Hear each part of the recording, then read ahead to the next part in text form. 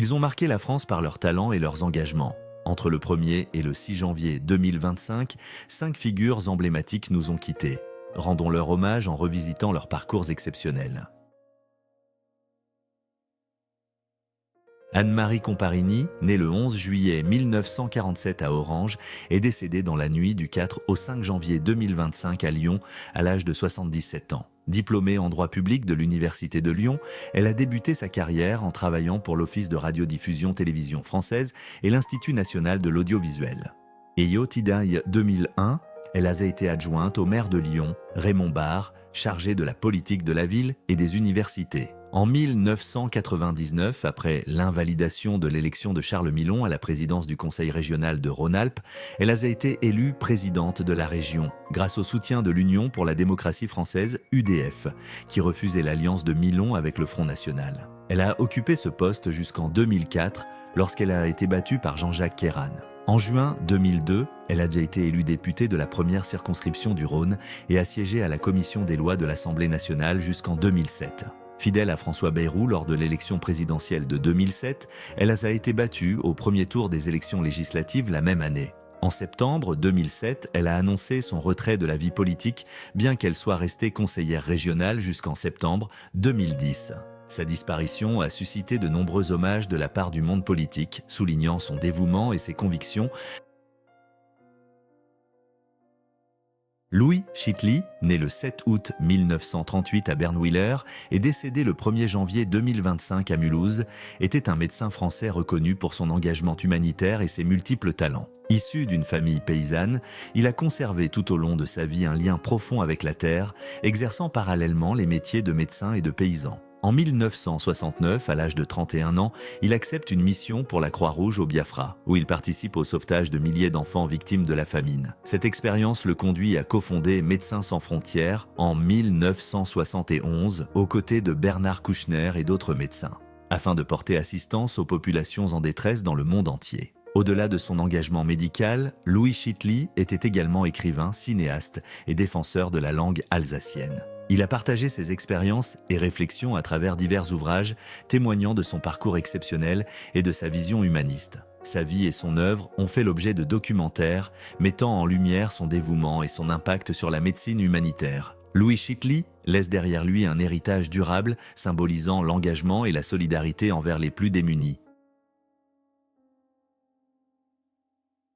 Jean-Michel Defeil, né le 18 septembre 1932 à Saint-Mandé et décédé le 1er janvier 2025, était un compositeur, arrangeur et chef d'orchestre français. Dès l'âge de 10 ans, il intègre le Conservatoire de Paris, où il reçoit une formation rigoureuse en piano, composition et direction d'orchestre. Au cours de sa carrière, Defeil a collaboré avec des figures emblématiques de la chanson française, notamment Léo Ferré, pour lequel il a réalisé de nombreux arrangements.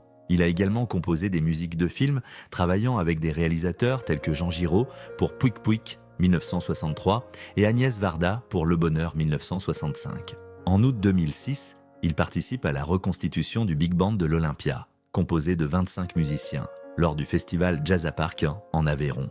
Parmi ses œuvres notables, on compte Mouvement pour trombone et piano, qui témoigne de son intérêt pour les instruments à vent et de sa contribution au répertoire contemporain. Jean-Michel Defeil a laissé une empreinte significative dans le paysage musical français, tant par ses compositions que par ses arrangements reflétant une carrière riche et diversifiée.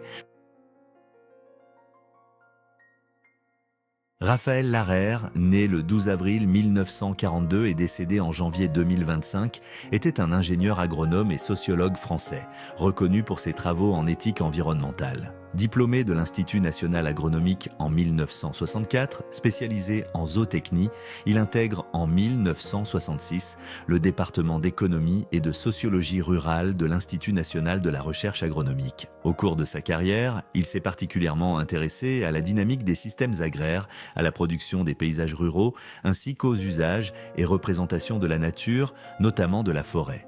À partir des années 1990, il oriente ses recherches vers l'histoire de la protection de la nature et l'éthique environnementale. Parmi ses publications notables, on compte Du bon usage de la nature pour une philosophie de l'environnement et Penser et agir avec la nature, une enquête philosophique, coécrit avec son épouse, la philosophe Catherine Larère. Leur collaboration a contribué à enrichir le débat sur la relation entre l'homme et la nature, proposant une réflexion approfondie sur les enjeux environnementaux contemporains. Raphaël Larère a également présidé le conseil scientifique du Parc national du Mercantour et a été membre des conseils scientifiques du Parc national de la Vanoise et de Parcs nationaux de France, témoignant de son engagement pour la préservation des espaces naturels. Sa carrière illustre une volonté constante de comprendre et de promouvoir une relation harmonieuse entre les sociétés humaines et leur environnement, laissant un héritage significatif dans le domaine de l'éthique environnementale. Tidiane Diakité, né en 1944 au Mali et décédé le 2 janvier 2025 à l'âge de 81 ans, était un essayiste et historien français d'origine malienne. Après avoir obtenu l'agrégation et un doctorat en histoire, il a consacré plus de 30 années à l'enseignement, partageant son expertise en France et en Afrique. Ses contributions académiques lui ont valu les distinctions de chevalier de l'Ordre des Palmes académiques et de chevalier dans l'Ordre national de la Légion d'honneur. Parmi ses œuvres notables, on compte 50 ans après, L'Afrique, publié en 2011, où il analyse les défis et les perspectives du continent africain un demi-siècle après les indépendances. Tidiane Diakité était mariée à Elisabeth Schuss, sœur de l'artiste peintre Paul Schuss. Ses obsèques se sont tenues le 11 janvier 2025 au crématorium de Montfort-sur-Meux. Son décès a suscité des hommages reconnaissant sa contribution significative à l'étude de l'histoire africaine et son engagement dans le rapprochement des cultures maliennes et françaises. 5 grandes figures françaises qui nous ont quittés en début d'année, 2025 acteurs de la politique, de l'histoire, de la musique, de la médecine et de l'éthique environnementale, ces figures ont marqué leur époque et continuent d'inspirer les générations futures. Un hommage à leur héritage et à leur contribution exceptionnelle. Các bạn có theo dõi một sản phẩm của Discetdan Instatoy. Xin chào anh.